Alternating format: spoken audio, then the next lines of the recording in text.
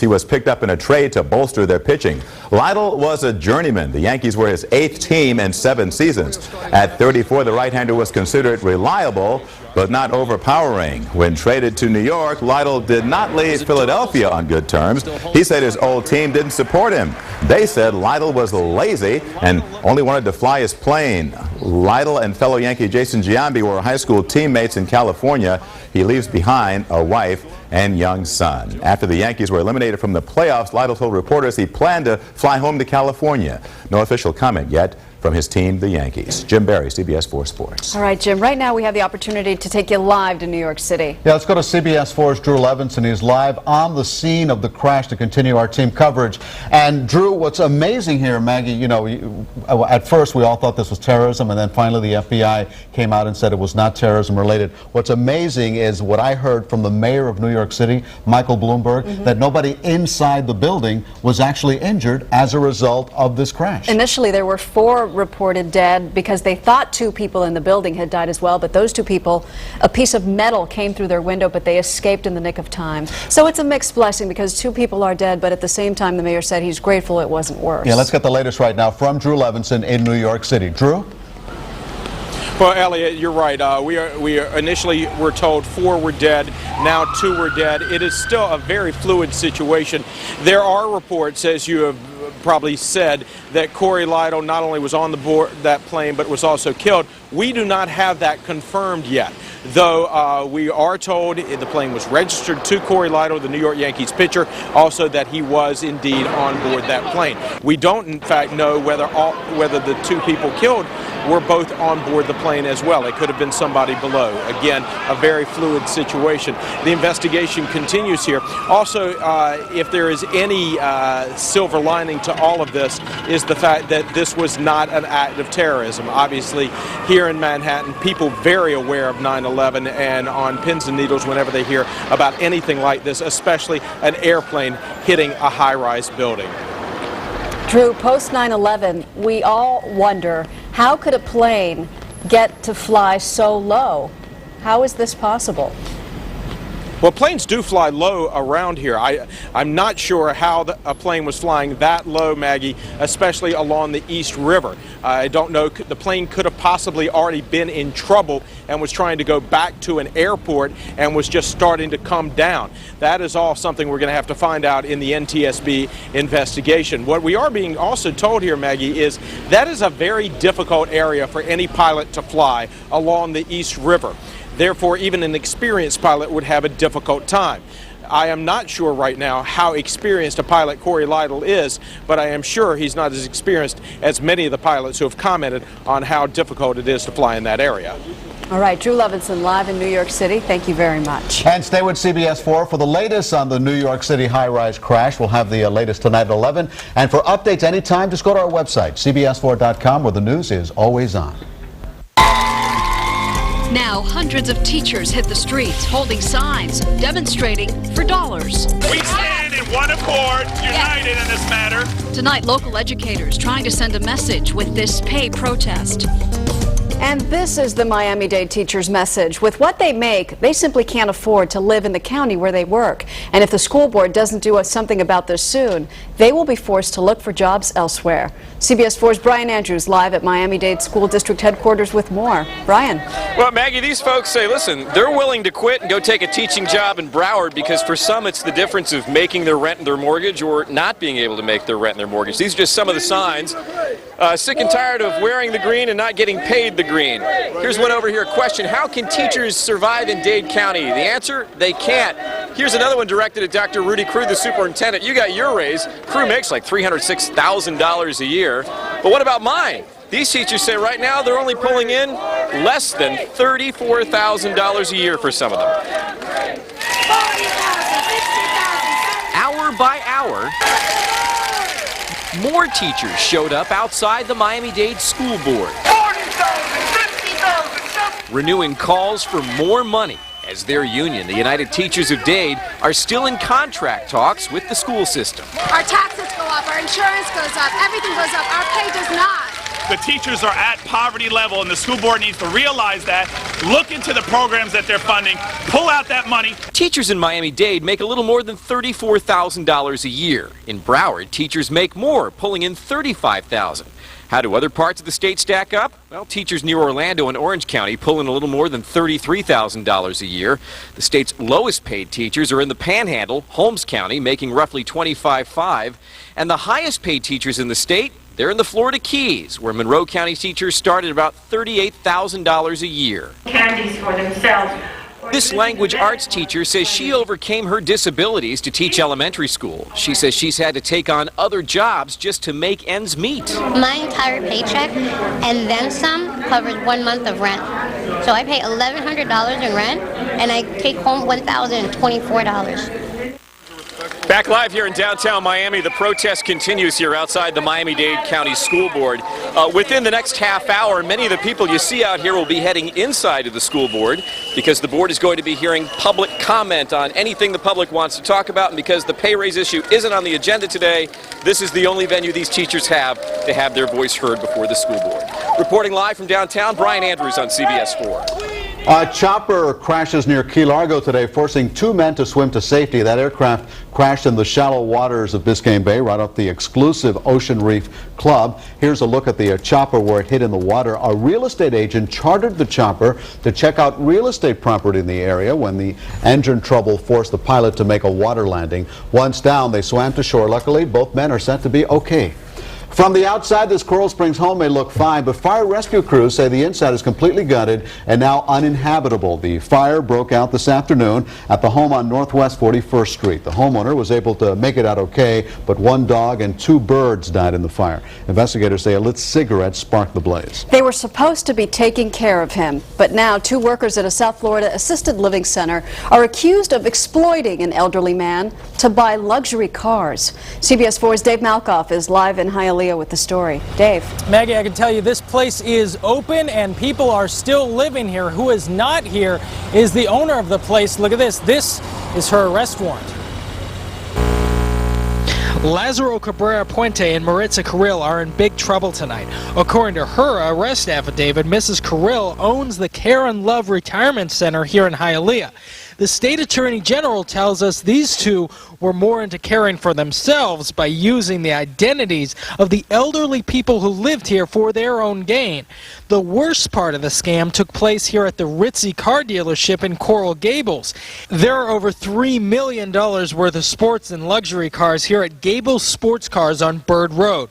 The attorney general and people inside the dealership I talked to say that Mr. Puente came in here back in February looking to buy 2 Mercedes-Benzes and a Porsche. According to the guys inside the dealership, Mr. Puente told them his uncle by marriage would be signing for the car. The only thing, his uncle couldn't walk, so they had to step outside. Once they got out there, they opened up the front door to the vehicle, and sure enough, there was an elderly gentleman sitting in there. He couldn't walk, but he could certainly sign those documents for over $186,000 worth of cars. He also signed a $2,000 check for a deposit. That check bounced, and that wasn't their uncle. He was simply a man who was under the center's care. The dealership has since recovered and sold all 3 of those expensive cars to people who actually had the funds to buy them. Calling them beyond shameless, the Attorney General has now turned this case over to the Miami-Dade County prosecutors. And I just talked to this gentleman here who lives inside the facility. He says he was expecting to get his Social Security check today from Maritza Carril, minus his rent and expenses for living here in the assisted living facility. He hasn't seen her. That's because she has been arrested. We're live in Hialeah. I'm Dave Malkoff, CBS 4 News. Targeting video game violence. Coming up, what a South Florida activist is doing to keep this game out of the hands of children.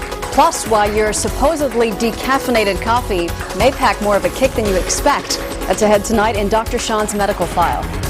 I'm David Bernard in Weather Control. It's official. The South Florida rainy season has ended. I'll have all the statistics for you, and I'll let you know about the weekend coming up next. You're watching CBS 4 News at 6 with Maggie Rodriguez, Rob Hanrahan, Storm specialist David Bernard, hurricane expert Brian Norcross, and Jim Berry with sports. The issue, property taxes. Jim Davis has a plan to lower property taxes by $1 billion. Charlie Crist had 8 years but did nothing. Jim Davis and Daryl Jones, because it's time for a change. This is a CBS 4 533 Hurricane 2006 safety tip. Hi, I'm CBS 4 storm specialist Brian Norcross. Never use candles during a hurricane. While the wind is blowing outside, you don't want to have an open flame inside. A little accident can start an inferno in an instant. Be sure to have at least one flashlight and extra batteries for every member of your family. This Hurricane 2006 safety tip is brought to you by these proud sponsors. This CBS Health Watch is brought to you by Publix Pharmacies and Kellogg's. To help eradicate breast cancer as a life-threatening disease, here are some steps you can take. Participate in the 100-plus Komen Race for the Cure on Saturday, October 21st at Bayfront Park. Volunteer your time with the Komen affiliate here in South Florida. Log on to kelloggcompany.com and connect to the Cure for information about breast health and how you can support the fight against breast cancer. This CBS Health Watch was brought to you by Publix Pharmacies and the Kellogg Company, supporting the Susan G. Komen Race for the Cure for 10 years. Every 2 minutes, a woman is diagnosed with breast cancer. They aren't alone. This year, over 400 men will be diagnosed with breast cancer as well. But by teaming up, we can help win the battle against this deadly disease. Join us for Breast Cancer Awareness Day, Sunday, October 22nd, when your Miami Dolphins take on the Green Bay Packers at Dolphin Stadium. Make sure you stop by the CBS 4 Health Watch booth and pick up important educational information. And remember, early detection is key for surviving breast cancer. It's Global Wood Floors clearance sale. Buy 10mm textured and beveled laminate flooring for only $1.99. That's 50% off. Quantities won't last, so get to Global Wood Floors. Never pay retail. Global Wood Floors. Sale ends Monday. The issue, the FCAT. Jim Davis says change the FCAT to help our children, not punish schools. Charlie Crist says keep the FCAT just the way it is. Jim Davis and Daryl Jones, because it's time for a change. This violent video game is prompting a South Florida man to take legal action. The attorney turned crusader is suing, hoping to keep 2 major retailers from selling this game to minors. Yeah, he fears it could prompt a series of Columbine-like massacres. CBS 4's Maribel Rodriguez in Miami with details. Maribel? Well, Elliot, actually last year, Jack Thompson, who's the attorney in this case, is suing those companies, sued Best Buy last year and won. Now, their policy is everyone who looks younger than 21 when buying a video game, they must be ID'd. He hopes to have the same outcome in this case, and so far he says he's very pleased with how things are going. A video game which is expected to hit store shelves and into the hands of kids next week. Its website includes 3 screenshots of the game. One of them shows a thuggish teenager kicking another student at a fictional reform school. Thugs also reportedly beat up on teachers, but Jack Thompson, a Miami attorney and anti-violent video game activist, says there's much more to it than that. The trailers of the game that are now on the internet show incredible levels of violence with baseball bats, cricket bats, heads of white students dunking African-American kids' heads in dirty toilets, starting fires in schools, and maybe most remarkably and dangerously the use of a slingshot as the primary weapon of choice. And for those reasons, Thompson, who is also a father of a 14-year-old boy, took Take-Two, the manufacturer of this video game, Walmart and GameStop, to court. Thompson wants to prevent the sale of bully to minors. He says it's a fact that violent video games could provoke violent behavior, using Columbine, one of the worst school massacres in history, as an example. It's what the FBI and the Secret Service found in studying all the school shooting instances proximate to Columbine and up through Columbine, and that is that the one common denominator in all of them was the immersion of the shooters in violent entertainment, most notably video games. Video games he hopes will not get into the wrong hands. You know, when I put... And no ruling yet. That's because Judge Freeman has never seen this video game, which, by the way, is rated T for teen. So he's asked the manufacturer to bring in the game, bring in a PlayStation, and someone to actually play the game so he can judge for himself. That's expected to happen tomorrow at 3 o'clock. Live in Miami, Maribel Rodriguez, CBS 4 News. Magic Johnson has a new mission to help people in Little Havana become homeowners. The former NBA star is backing the biggest condo project ever proposed in the area. If approved, the Morrison will have about 400 mid-priced units. The entire project would cost $120 million to build. Johnson says the project would draw more people to Little Havana and help local businesses prosper. He compared it to a championship basketball team. Bobby and I, we're going to play the Shaq role. And we're going to clear out the middle and make sure don't nobody come down the middle. And we bring the hammer to this whole situation. And the hammer is the money. Sounds like a winner. The units will cost between $250,000 and $350,000 with a 5% down payment. Wow. Yeah. With this Chamber of Commerce weather that we're having, it'll be We're going to perfect. get a lot of people here. And it's going to get even nicer for the weekend. At least that's how it appears right now. Okay, let's take a look at our weather outside. 85 degrees across the board. Fort Lauderdale, you're 1 degree warmer, 86. Still feels like 90. The stickiness scale, though, real nice. It's a 3. That's fairly comfy. We have northwest winds at 6. Well, it's official this afternoon. The rainy season has ended over South Florida as of October 6th, so just a few days ago. That's 10 days earlier than usual. Our typical date is October 16th. Rainy season in Miami this year, over 47 inches of rain, and that's a little over 5 inches above normal. Now at Fort Lauderdale, the rainy season total was over 36 inches of rain. That's a little over 5 inches below normal, so a little bit more rain at the Miami airport than at Fort Lauderdale this season. But all in all, it was a fairly typical rainy season. You may recall last year, the rainy season ended late. It ended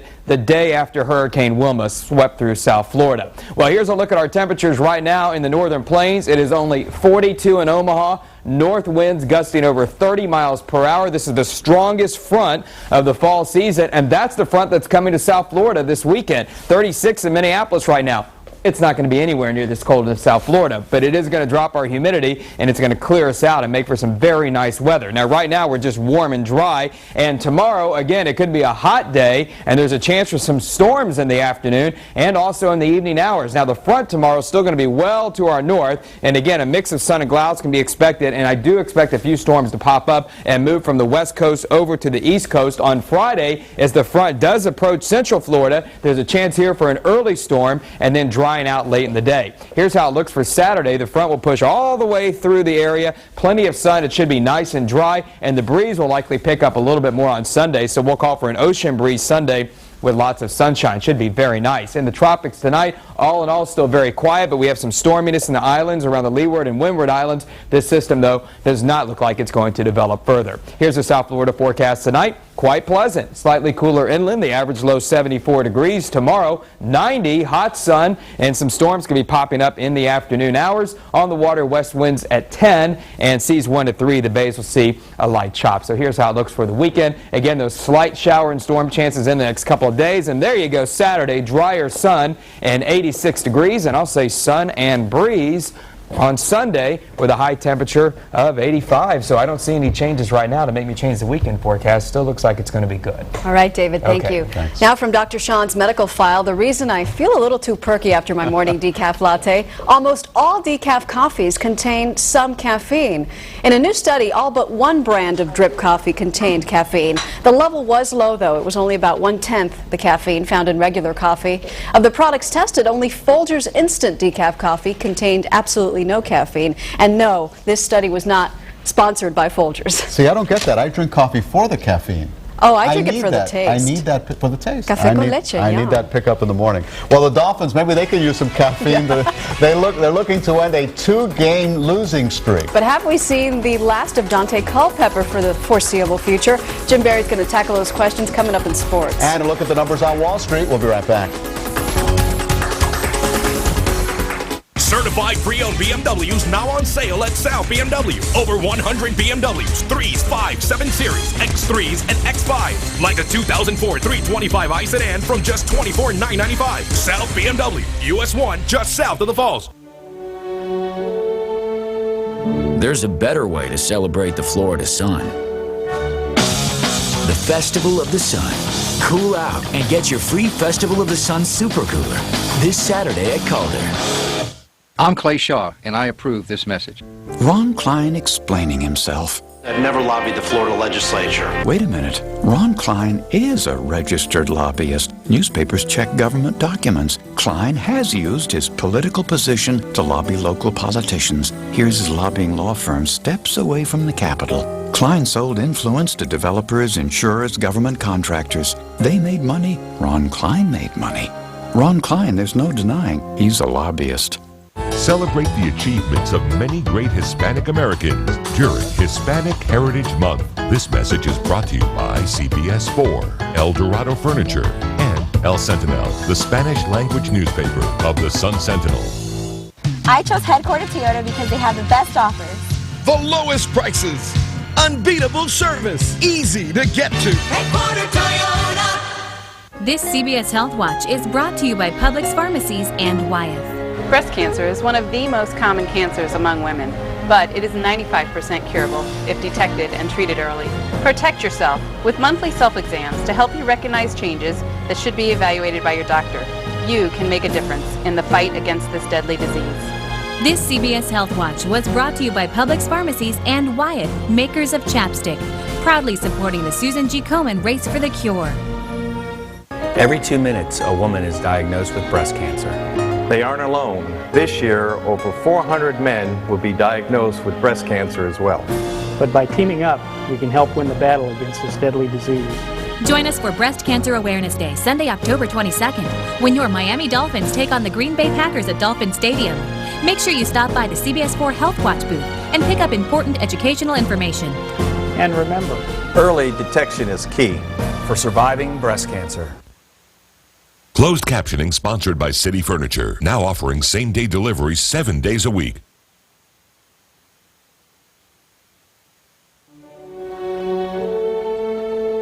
There's a better way to celebrate the Florida sun. The Festival of the Sun, featuring Horse Fair 2006, the best races, and a super sports village this Saturday at Calder. Certified pre-owned BMWs now on sale at South BMW. Over 100 BMWs, 3s, 5s, 7 Series, X3s, and X5s. Like a 2004 325i sedan from just $24,995. South BMW, US 1, just south of the Falls. The $60,000 question, who's the Dolphins quarterback this week? Oh, we know that, and there's harmony in Dolphinland again. Aren't we happy to know that? Hey, Joey will play while Dante heals. That's the Dolphins quarterback story, and now everybody is sticking to it. Dante Culpepper today is grinning. A big contrast to Sunday when he was a stone-faced spectator. Friday, he and Coach Nick Saban have a heated argument. Dante says it was just college trash talk. We were talking about the Florida LSU game. He was at LSU and I was talking for Florida, and would you believe that? So that's pretty much what it is. Their real disagreement was about Saban's decision to bench Culpepper. He continued to make some improvement, but as he got hit more, I think it affected his ability to continue to make that improvement. And at that time, we decided that this wasn't going to help him get where he needs to be. At first, Culpepper admits he didn't want to hear it, but now he understands. Everything that's good for you doesn't always feel good for you. And I have to say thank you to Coach Saban because in the situation, he's really protecting me. The Dolphins have Dante going through rigorous mobility drills so that he will no longer be a sack of potatoes. As for that little falling out, no hard feelings. He wants to play. And I think that sometimes it takes a little bit of time to kind of get it in your mind that this is the best thing for me. You look at everything and what's best for everybody in the whole situation. I want to get to it 100% and play the way that Dante Culpepper plays. That would be nice to see. All right, after winning the NBA title, the Heat partied hardy. Hey, their preseason begins with a hangover. In Puerto Rico, Dwayne Wade tests out his sore hand against Detroit. Looks just fine as he launches this three. Wade with just 5 points in limited playing time.